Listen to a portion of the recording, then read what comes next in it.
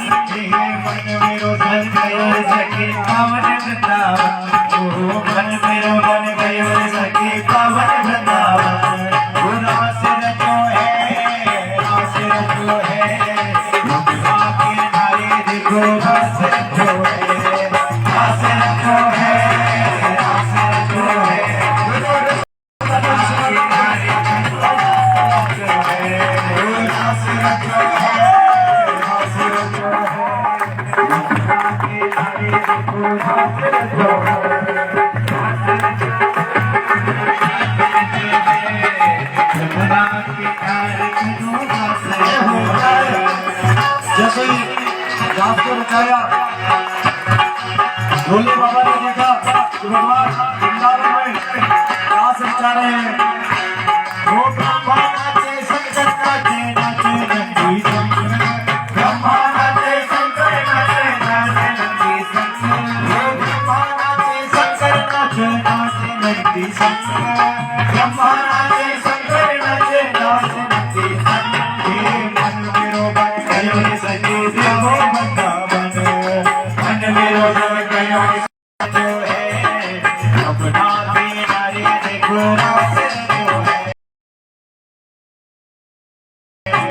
रास जो है रास जो है अपना भी नारी देखो रास जो है रास जो है रास जो है अपना भी नारी देखो रास जो है रास जो है रास जो है अपना भी नारी देखो रास जो है।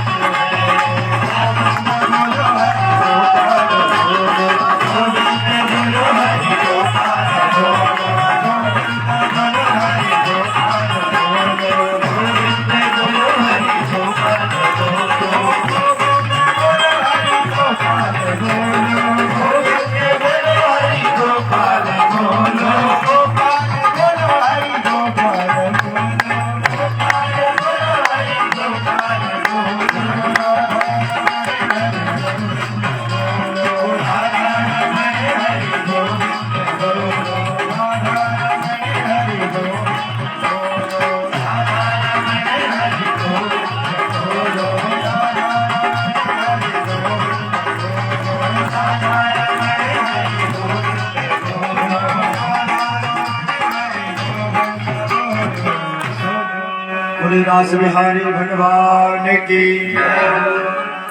तो जैसे ही रास रचाया शिव जी की भी इच्छा हुई कि हम भी रास में नचेंगे। क्यों?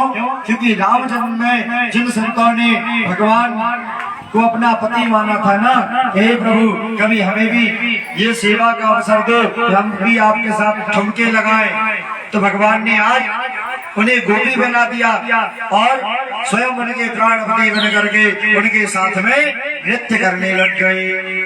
शिव जी से देखा तो शिव जी से भी रहा नहीं गया। भोले बाबा ने क्या किया कि वृंदावन के रास में पहुंचे आए महेश, लहंगा फरिया पहन के घर गोपी को भेष। जैसे देखा कि वृंदावन में रास रचा है, शंकर जी से भी नहीं रहा गया, दौड़े चले आए। द्वारपालों ने रोक दिया, रुक जाओ बाबा, कहाँ जा रहे हो? अंदर पुरुष केवल कृष्ण रहेंगे और सभी स्त्रियां रहेंगी। बोले बाबा पर नहीं रहा गया, तुरंत गए यमुना जी में डूबा लगाया, तुरंत लहंगा बढ़िया पहने और लंबा सा घूंघट डाला और पहुंच गए अंदर। भगवान समझ गए कि भोलेनाथ आ चुके हैं।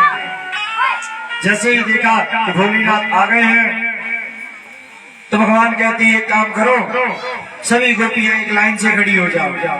तो कुछ गोपियां भी वहां पर घूंघट डाल रखा था। बोले जिसने घूंघट डाला है वो लोग एक साइड हो जाओ।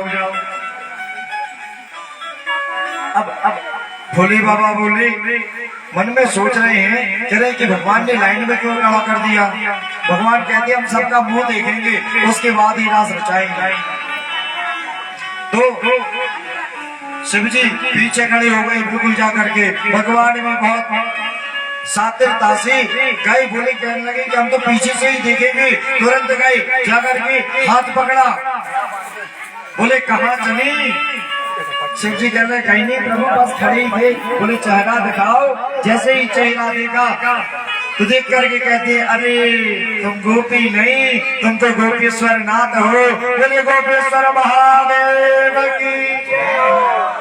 आज भी महाराज उसी स्थान पर भोले बाबा लहंगा फरिया पहन करके गोपेश्वर बने हुए वृंदावन में स्थित है। जाकर के कभी दर्शन करिएगा। आज भी लहंगा फरिया पहने लिपस्टिक लगाए बैठे रहते हैं भोले बाबा। क्या नाम पड़ा? गोपेश्वर। बोले गोपेश्वर महादेव की। भगवान ने सभी गोपियों के साथ भव्य रास रचाया और रास रचाने के बाद सभी गोपियां अपने अपने घर को लौटी हैं। यहाँ कंस भी बड़े और बेचैन रहता है, कहता है कि मुझे मारने वाला अभी भी जिंदा है। कंस ने अरिष्टासुर नामक दैत्य भेजा जो कि बैल बन करके आया। भगवान ने उसे पकड़ा और कपड़े की तरह निचोड़ दिया। आज अरिष्टासुर भी गोविंदाय नमो नमः हो गया। महाराज सभी देवता सोचने लगे कि कब तक ये खेल चलेगा। कंस राक्षस भेजता रहेगा, गोविंद मारते रहेंगे। आज कहा कि एक काम करो, जाकर के कोई और प्रबंध करो। नारद जी आए, समझाया। बोले महाराज कब तक यूं भेजते रहोगे? क्रूरों को कब तक भेजोगे? बोले अक्रूर को भेजो। तभी वहां पर केसी नाम का दैत्य बैठा था, कहने लगा कि महाराज अगर वो कृष्णचंद्र है ना, अगर वो हिंदी का है तो हम भी अंग्रेजी के हैं, वो कृष्णचंद्र है तो हम भी केसी हैं। बोले वो कृष्णचंद्र हिंदी का, हम इंग्लिश के शॉर्ट केसी, हम भी किसी से कम है क्या? एक बार तो मौका दो। आज केसी नाम का दैत्य गया, अश्व बन करके गया है। भगवान ने एक मुक्का मारा और एक ही मुक्के में गोविंदाय नमो नमः हो गया। महाराज जैसे किसी भी नहीं लौटा, कंस बड़ा चिंतातुर था। बोला कि एक काम करो, क्रूरों को तो बहुत भेज दिया, बड़े बड़े क्रूर गए, कुछ नहीं बिगाड़ पाए। आज एक काम करो, आज अक्रूर को भेजेंगे। अक्रूर को बुलवाया गया। अक्रूर जैसे ही आए तो बोले काका जी राम राम। महाराज जैसे ही सुना कि आज महापापी कंस स्वयं राम राम कर रहा है, बोले ऐसा क्यों? क्योंकि नवन नीच की अति दुखदाई। अगर कोई क्रूर व्यक्ति अपने तरफ से अच्छे मधुर मधुर वचन कहने लगे ना महाराज, तो सोच लेना कान में कुछ काला है। आज कंस ने अपनी तरफ से राम राम की है। बोले महाराज हमने ना एक बहुत भव्य मेले का आयोजन किया है और उस मेले में हमने एक मल्ल युद्ध भी रखा है। आप जाओ, हमने सुना है कि नंद के घर 2 बालक हैं, बड़े बड़े वीर हैं, कई दैत्यों को मार चुके हैं, तुम जाओ उन्हें भी आमंत्रण दो, और आमंत्रण ही नहीं उन्हें साथ में लेकर आ जाओ। आज अक्रूर जी विवश थे, राजा की आज्ञा का पालन करना पड़ा। अक्रूर जी रथ में विराजमान हुए हैं और चल दिए।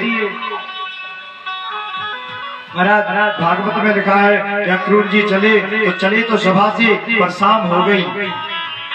तो क्या मथुरा से वृंदावन इतनी दूर है कि शाम हो गई? अभी तो केवल आधे घंटे का रास्ता है। बोले फिर शाम क्यों हो गई? बोले महाराज अक्रूर जी उस रथ में तो बैठे थे, परंतु उनके मन रूपी रथ से पहले ही पहुंच गए थे। बोले कैसे? मन में सोचते विचारते जा रहे थे, किम मया चरितम भद्रम। बोले आज देखो तो मेरा तो भाग्य ही उदय हो गया है कि मैं ऐसे गोविंद के दर्शन नहीं कर पाता, परंतु कंस के कारण आज मैं गोविंद के दर्शन करूंगा। गोविंद का स्वरूप कितना सुंदर है, ये सोचते विचारते हुए जा रहे थे। जैसे वृंदावन में शाम को प्रवेश किया, गौधूली वेला थी, भगवान गौएं चराकर लौट रहे थे। देखते ही लिपट गए, कहते हमारे काका आ गए, काका आ गए। लेकर के गए हैं, सबसे पहले गैयों के दर्शन कराए। हमें भी यही करना चाहिए, अगर रिश्तेदार आए तो पहले गौ माता के दर्शन कराए। हम सब ऐसा नहीं करते। जैसे ही आज अक्रूर जी पहुंचे हैं तो ले जा करके गैयों के दर्शन कराए, उसके बाद में महलों में लेकर गए, फिर जल पिलाया, भोजन कराए। फिर कहते हैं कि काका जी अब बताओ आप किस कारण बस आए? अक्रूर जी कहते हैं कि कंस ने एक मेला रखा है जिसमें मल्ल युद्ध का आयोजन किया गया है। बोले आपने हमसे तो कह दी काका जी, ऐसी आप बाबा से और मैया से ना कह दी हो कि मल्ल युद्ध के लिए बुलाया गया है, नहीं तो आप भी नहीं लौट पाओगे। बोले केवल मेला का कहेंगे और हम पूछ लेंगे। आज नंद बाबा से भगवान ने कहा कि बाबा हमें तो मेला देखने जानो है।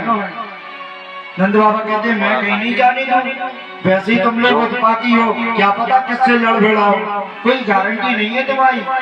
बोले बाबा हमें तो मेला देखने जानो है। क्या लगे तो मेला देखने जानो है तो मैं तुम्हारे साथ चलूंगा।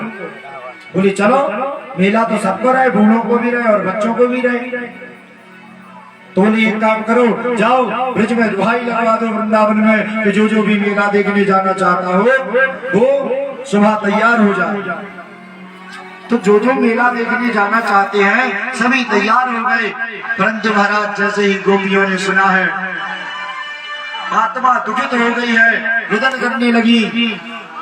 कहती है कि हे परमात्मा तू कितना निष्ठुर है, एक तो गोविंद को हमसे मिलाता है फिर बिछड़ा देता है। अरे गोविंद से तो जब हम उनके पास रहते हैं, उनके दर्शन करते हैं ना, तो हम अपनी पलकों को कोसते हैं। ये जब पलक झपकती है ना तो हम कहते हैं कि हे गोविंद तुमने ये पलकें ही क्यों दी जो तुम्हारे दर्शन में बाधा बन रही है। और आज गोविंद हमें छोड़कर जा रही है। महाराज सभी गोपियां रुदन करने लगी, परमात्मा को कोसने लगी। और दूसरा दिन हुआ, गोविंद जाने लगे, सभी गोपियां रो रो कर कहती हैं गोविंद मत जाओ, हम आपके बिना नहीं रह पाएंगे। कन्हैया कहते हैं अरे गोपियों रो क्यों रही हो, मैं तो परसों ही लौट आऊंगा। आज जाएंगे, कल मेला देखेंगे और परसों लौट आएंगे, रो क्यों रही हो?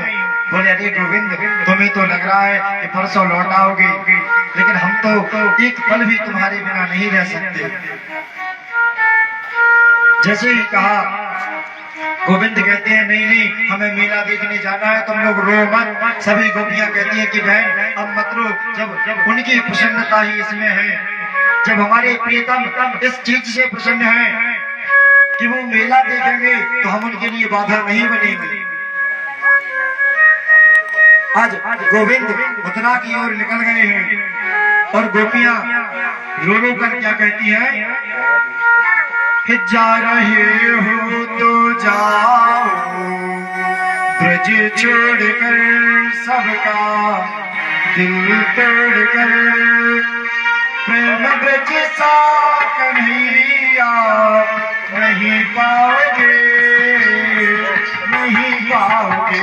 वो जा रहे हो तो जाओ, ब्रज छोड़ कर सबका दिल तोड़ कर प्रेम ब्रज सा कन्हैया नहीं पाओगे, नहीं पाओगे। जा रहे हो तो जाओ, ब्रज छोड़ कर सबका दिल तोड़ कर प्रेम ब्रज सा कन्हैया नहीं पाओगे, नहीं पाओगे।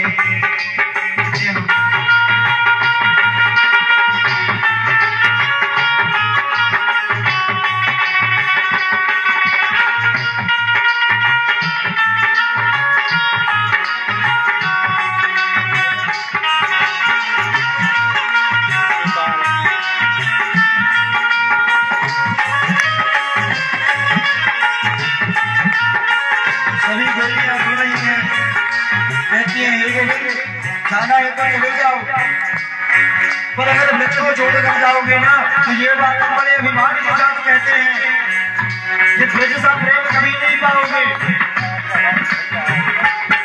ये लताएं कदम की ये डालियां तेरे बचपन की साथी सावरिया, सावरिया।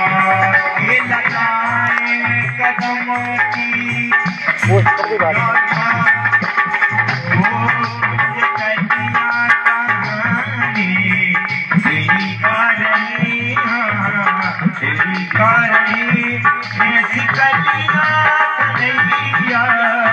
नहीं पाओगे, नहीं पाओगे।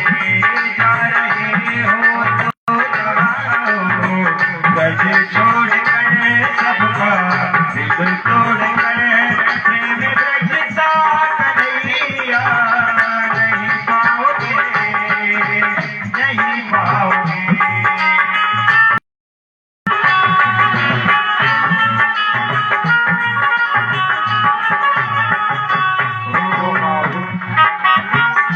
गोपियां कहती हैं भगवान श्री कृष्ण से, जब भगवान श्री कृष्ण चले जाते हैं छोड़कर, ओ प्रीत मोहन से किस भरोसे पे किस भरोसे पे किस सारे जिंदगी के गुजर जाएंगे, गुजर जाएंगे। क्या भरोसा आएगा वक्त आएगा, वादा करके वो हमसे मुकर जाएंगे, मुकर जाएंगे।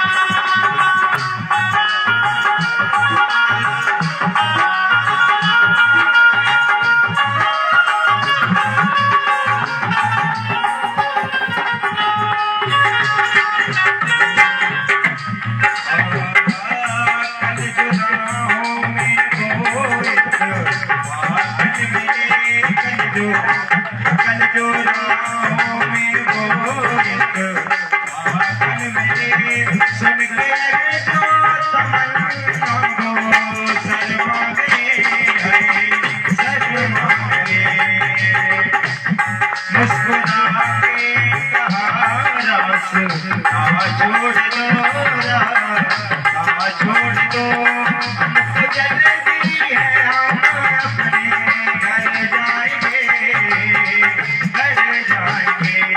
जा रहे हो तो जाओ,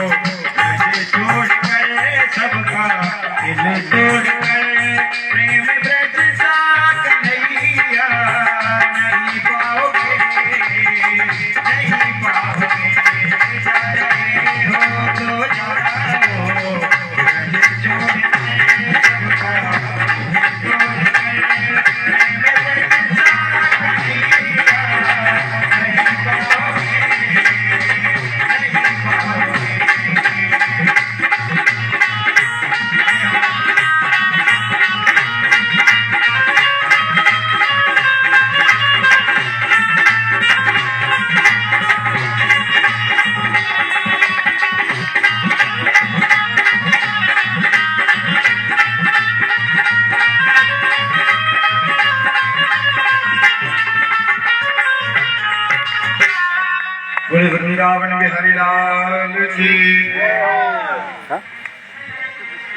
तो जहाँ प्रीत सच्ची होती है ना, वहाँ अभिमान भी करो तो कोई बात नहीं। आज गोपियों की प्रीत सच्ची है। गोपियां कहती हैं कि हे कन्हैया तुम जा रहे हो